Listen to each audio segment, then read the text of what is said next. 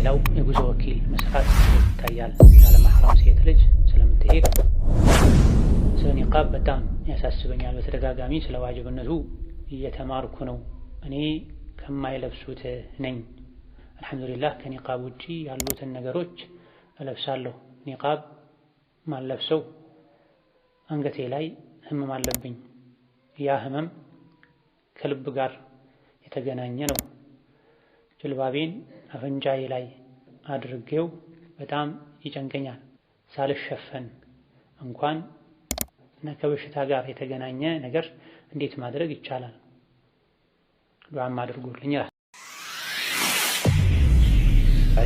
የ6 ወር ልጅ ሆድ ውስጥ ሞቶ ተወለደ። ለዚህ ልጅ ስም ይወጣለታል። አቂቃ ሲደረግ የተበላውን አጥንት ሰብስቦ በከፈን መቅበር እንዴት ይታያል? በማህፀን በኩል የሚወጣ አየር ውዱእ ያፈርሳል። فاغتنم رحمك الله حياتك النفيسة واحتفظ بأوقاتك العزيزة. الحمد لله والصلاة والسلام على رسول الله وعلى آله وصحبه ومن والاه. أما بعد የ6 ወር ልጅ ሆድ ውስጥ ሞቶ ተወለደ። ለዚህ ልጅ ስም ይወጣለታል። አቂቃ ይወጣለታል። ነፍስ ከተዘራበት 4 ወር ከሞላው እንደተኛው እንደተወለደ ህፃን አቂቃ ይወጣለታል። ታጥቦ ተገንዞ በጨርቅ ተጠቅልሎ ይቀበራል። ነፍስ ከተዘራበት በኋላ። ከዛ በፊት ከሆነ ነው እንደዚህ አይነት ህጋቶች ማይመለከቱት። ስም ቢወጣለት መልካም ነው ብለዋል በርካታ ፉቃሃዎች። አቂቃ ሲደረግ የተበላውን አጥንት ሰብስቦ በከፈን መቅበር እንዴት ይታያል? ቢድዓ ነው። የለም ነብዩ ሰለላሁ ዐለይሂ ወሰለም ስለ አቂቃ ህግጋት ሲያብራሩ አጥንቱን ሰብስባችሁ በከፈን ቅበሩ የሚል የለም። በንጽህና አንድ ቦታ ላይ መጣል ብቻ ነው። በማህፀን በኩል የሚወጣ አየር ውዱእ ያፈርሳል። በመሰረቱ አያፈርስም። አንዳንዴ የውስጥ ችግር ኖሮ በተለይ ቀዶ ጥገና ያደረጉ በወሊድ ጊዜ የሚሆን በሌላ ምክንያት ቀዶ ጥገና ያደረጉ ካሉ የስሮች መቀላቀል ይኖርና ከኋላ የሚወጣ አየር ከፊት በማህፀን በኩል የሚወጣበት ሁኔታ ሊኖር ይችላል። እንዲህ አይነት ልዩ ሁኔታ የገጠመው ሰው የጤና ችግር ያለበት ሰው መርምሮ ማረጋገጥ አለበት። እንደዚህ አይነት ችግር የሌለበት ሰው በማህፀን በኩል የሚወጣ አየር ውዱእ አያፈርስም። ሌላኛው ጥያቄ የሶላት ወቅት በአፕ መጠቀም እንዴት ይታያል? ሶላቶቹ ይለያያሉ። አፑ የተሰራው በሚታወቅ ሰው በሚታወቅ ድርጅት ከሆነ ያሉበትን ሀገር በትክክል ከመረጡ ችግር የለው። ካልሆነ እነዚህ ካልተሟሉ ስልኩ የሚዋዥቅ የሚዛባ ከሆነ አፑን ተከትሎ መስገድ አይቻልም። በላጩ ባሉበት አካባቢ የሚወጣን አዳን ጠብቆ ተከትሎ መስገድ። ምንም አዳን የማይሰሙበት አካባቢ ከሆነና አፑ ከሚታወቅ በዲኑ ከሚታወቅ ሰው ወይም ተቋም የወጣ ከሆነ ያሉበትን ሀገር በትክክል ከመረጡ ችግር የለውም። ሌላው የጉዞ ወኪል መስራት እንዴት ይታያል? ያለ ማህረም ሴት ልጅ ስለምትሄድ አይቻልም። ሴት ልጅ ያለ ማህረም የምትሄድበት የጉዞ ወኪል ከፍቶ ያለ ማህረም የሚሄዱ ሴቶችን ጉዳይ ጨርሶ መላክ መሸኘት አይቻልም። አላህ በተከበረው ቃሉ ወተዓወኑ ዐለል ቢሪ ወተቅዋ ወላ ተዓወኑ ዐለል ኢስሚ ወልዑድዋን ብሏል። በመልካም ስራ ተባበሩ፣ በወንጀል አላህን በማመፅ አትተባበሩ ብሏል።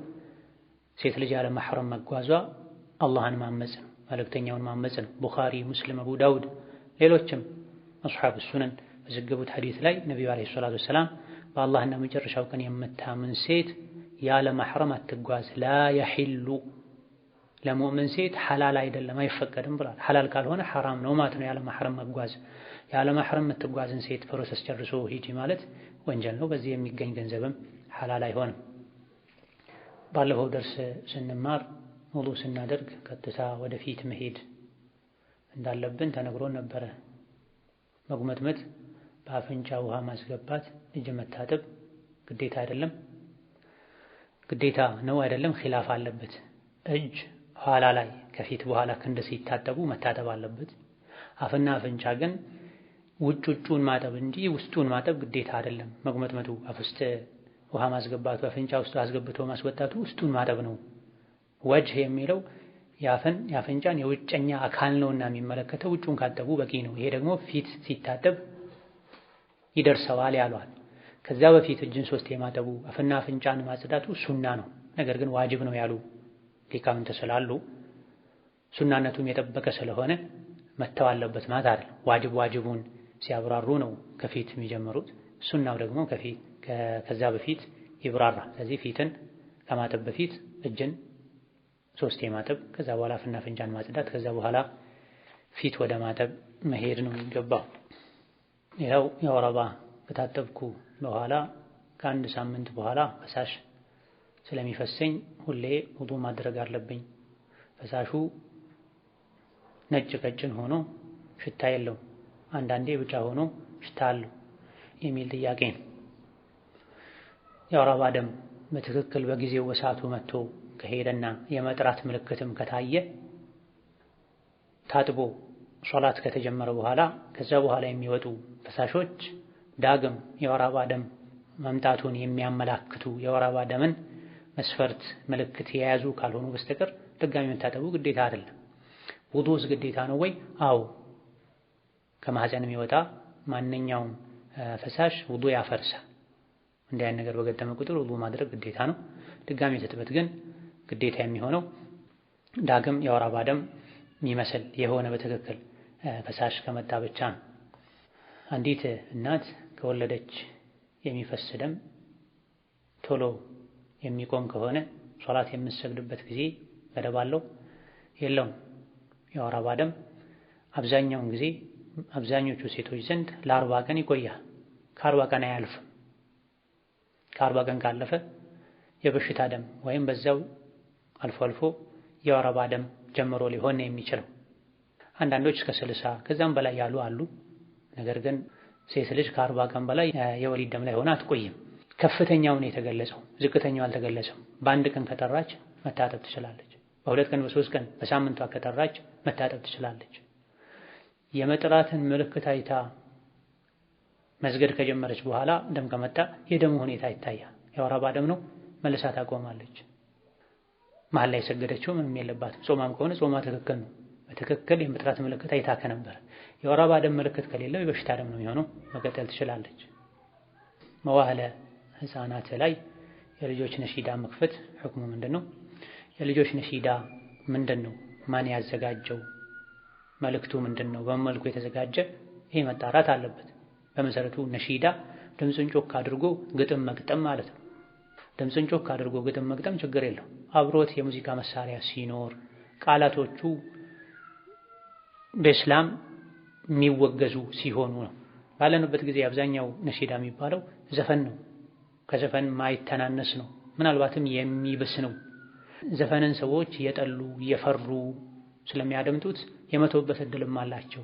ነሺዳ የሚባለውን ግን መልካም ስራ ነው ብለው ስለሚያስቡ የመተውበት እድላቸውም ጠባብ ነው። ከቁርአንም እያራቀ ነው። ልጆችን በነሺዳ ከማሳደግ ይልቅ በቁርአን ማሳደግ፣ በተርቢያ በሚያደርጉ ሐዲሶች ማሳደግ። ለልጆች ነሺዳ ካስፈለገም ልጆች ራሳቸው ስለ ልጆች ትምህርት የሚሰጥ ያዝናና እያጫወተ የሚያስተምር ግጥምን ወላጆች አዘጋጅተው በልጆች በራሳቸው ሆኖ ማቅረብ ይቻላል። አብሮ ዘፈን ሊኖር አይገባም። በመሰረቱ በአንድ ሰው ቢሆን ነው የሚመረጠው። በአንድ ሰው ብቻ መሆኑ ለልጆች ምንም ማይጠቅማቸው ማያነቃቃቸው ከሆነ ለእንደዚህ አይነቱ ዓላማ ብቻ ሁሌ አዘውትረው የሚሰሙት ሳይሆን እንዲህ አይነቱ ቦታ ላይ ሲሆኑ ትምህርት ለማስተላለፍ በጋራ ቢሆንም ችግር አይኖረውም። ወላሁ ተዓላ አዕለም። ስለ ኒቃብ በጣም ያሳስበኛል። በተደጋጋሚ ስለ ዋጅብነቱ እየተማርኩ ነው። እኔ ከማይለብሱት ነኝ። አልሐምዱሊላህ ከኒቃብ ውጪ ያሉትን ነገሮች እለብሳለሁ። ኒቃብ ማለብሰው አንገቴ ላይ ህመም አለብኝ። ያ ህመም ከልብ ጋር የተገናኘ ነው። ጅልባቤን አፍንጫዬ ላይ አድርጌው በጣም ይጨንቀኛል። ሳልሸፈን እንኳን እና ከበሽታ ጋር የተገናኘ ነገር እንዴት ማድረግ ይቻላል? ዱዓም አድርጉልኝ። ነስአሉላህ ለና ወለኪ ወለጀሚዕ መርዳ አልሙስሊሚን አልዓፊያ ፊዱንያ ወልአኺራ ፈተቁላህ መስተጣዕቱም የቻላችሁትን ያክል አላህን ፍሩ ነው የሚለው ቁርአኑ። ነቢዩም ዓለይሂ ሰላቱ ወሰላም እኔ አንድ ነገር ካዘዝኳችሁ ከሱ ውስጥ የቻላችሁትን ያክል አድርጉ ነው ያሉትና በትክክል የልብ ህመም ካለ፣ አንገት ላይ ህመም ካለ፣ ስስ የሆኑ ኒቃቦችንም ጭምር ማድረግ ማይቻል ከሆነ የቻሉትን ያክል አጠጋግቶ መልበስ፣ ከፊት የሚገለጠው ለመተንፈስ ግዴታ የሚሆነውን ያክል ብቻ አስከርቶ መሸፈን፣ ከቤት መውጣትን መቀነስ፣ ለሚችሉት ሁሉ ግዴታ ወደ ሆነው አድርጉ ወደ ተባሉት ጠጋ ያለ አለባበስ መልበስ። አንዲት ልጅ የቲም ልጆች ያሉበት ቤት ትሰራለች። እናታቸው ለሷ ከደሞዝ በተጨማሪ ስጦታ ትሰጣታለች። የቲም ሐቅ ይሆንባታል ብትቀበል የሚል ጥያቄ። የሰጠችው ከራሷ ድርሻ ከሆነ የቲም ሐቅ አይሆንባትም። የቲሞች ሁሉም ለአካለ መጠን የደረሱ ሆነው ፈቅደው ከሆነም የቲም ሐቅ አይሆንባትም። ይህ ሳይሆን እሷ በኃላፊነት ከምታስተዳደረው ከሁሉም ከየቲሞችም ከራሷም ገንዘብ ዝም ብላ ወጪ አድርጋ መስጠት ከሆነ ከሰራችበት ውጪ ስጦታውን መቀበል አትችልም።